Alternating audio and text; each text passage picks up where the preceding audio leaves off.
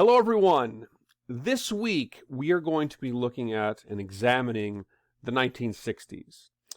The 1960s is a really important period in the United States. It is, on the one hand, a culmination of the era of what you would call New Deal liberalism. It's an era where President Lyndon Johnson, who, as vice president, you see in this image here, while John F. Kennedy is giving his State of the Union speech. This, of course, is Johnson, who had become president after John F. Kennedy was tragically assassinated on November 22nd, 1963.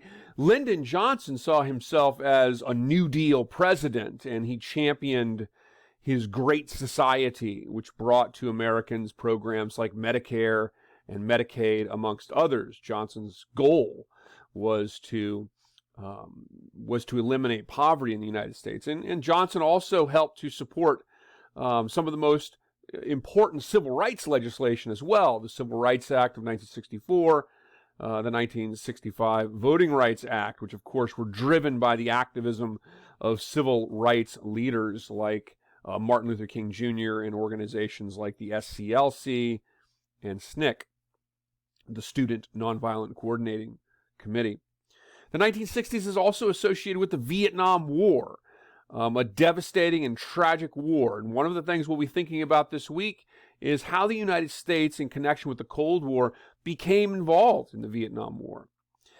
So this week, we're looking at the 1960s, and this relates to our reading. There is no discussion forum this week. Instead, what we're doing this week is we are writing, this is a major assignment week, we're going to be writing an essay this week. The essay, please see the prompt in our content area. The essay is designed to be about the 1960s, and I have the directions and everything posted for you in the weekly content area.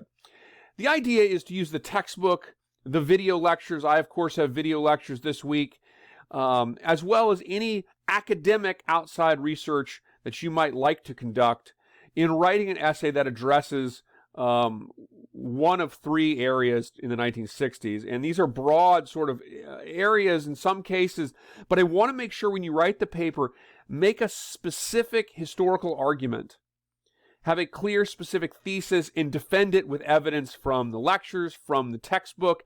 I want to see at least the textbook and the lectures in the paper, and then draw in any other source that you see fit. One of the subjects you can write about is the era of the 1960s as an era in which we witnessed the sort of culmination of the era of New Deal liberalism.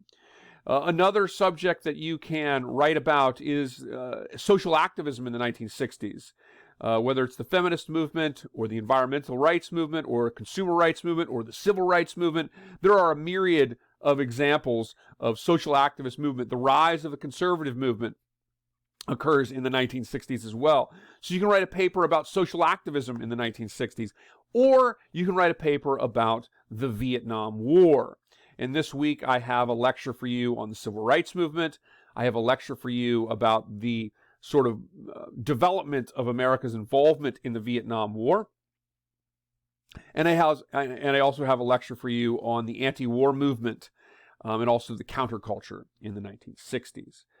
So the 1960s was a really important period in American history. On the one hand, it was a culmination, as I said, of the era of New Deal liberalism. And the era of New Deal liberalism really began, of course, with the presidency of Franklin Roosevelt and the New Deal. And it was really the dominant paradigm in American politics from the 30s, 40s, 50s through the 60s. And it brought to the United States many important programs that still exist today.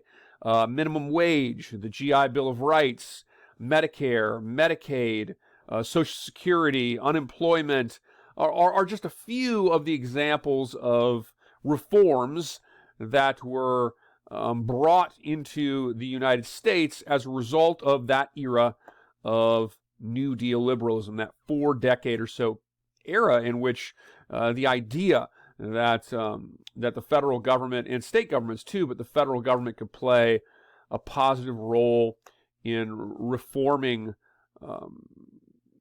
addressing aspects of American society in such a way that would benefit Americans as a whole, American society as a whole.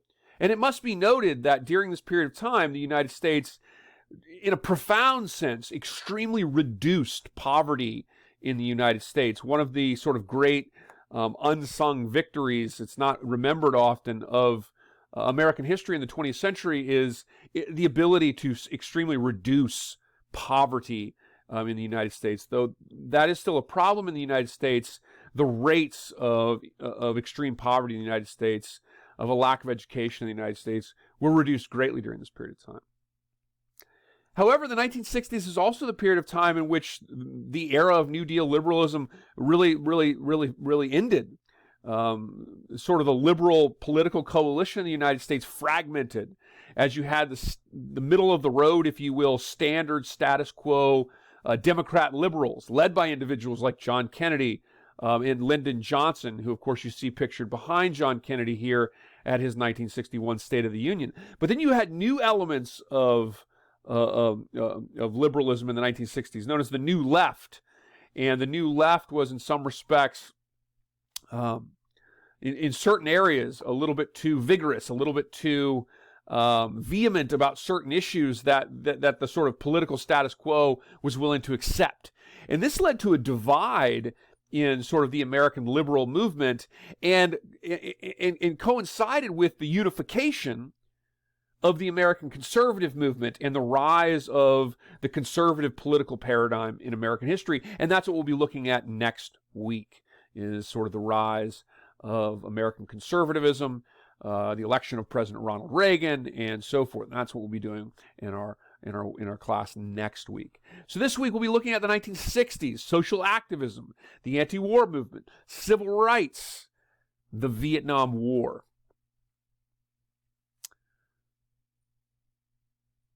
The factoid for this week is this. And of course, you can write about the Vietnam War. And remember, there's no graded discussion in this forum this week, but of course, extra credit discussion forum will be up. So make sure you post this factoid in there for your bonus point this week. The assignment this week is our essay. Make sure you really do well in that essay. It's worth 20% of your grade, so it's a very, very important assignment. And I really want to see is make sure you write that paper before I get to the factoid. Make sure you write it in paragraph form. Write an introduction. The introduction should tell the reader what the paper's about and what the paper will argue. Then a couple of paragraphs that make up the body of the paper. And the body of the paper is where you present your evidence. It's where you defend your thesis. And then sum it up in a conclusion paragraph and make sure that you're citing the paper. So if you're citing one of my lectures, if you're using the textbook, remember I want to see you using the textbook and lectures in your responses. Make sure you cite them. And I want to see the cite in the text. And in this case, a parenthetical citation is perfectly fine. Just have the author's last name and page number in parentheses at the end of the sentence or the paragraph in which it's used. If you're citing one of my lectures, just have Travis lecture and the date or something like that. It'll be pretty clear. Make sure you're citing, and don't rely only on the lectures. I want to see you using the reading as well. Factoid for this week. The United States, during the Vietnam War, fought until recently, until the war in Afghanistan, fought its longest war in American history. And while it was a war fought to contain communism in a far-off region in Southeast Asia, in Vietnam, of course, a war to maintain the sort of non-communist South Vietnam, centered around the capital of Saigon. While it was a far-off area, while it was a war that was in a relatively small area compared to the Second World War, the United States exerted a massive amount of technological firepower in that war. And perhaps the most overwhelming evidence of that is this fact. During the Vietnam War, the United States dropped more tonnage of bombs in the area of Vietnam and the surrounding areas, Laos and Cambodia, than it did in the entirety of World War II combined.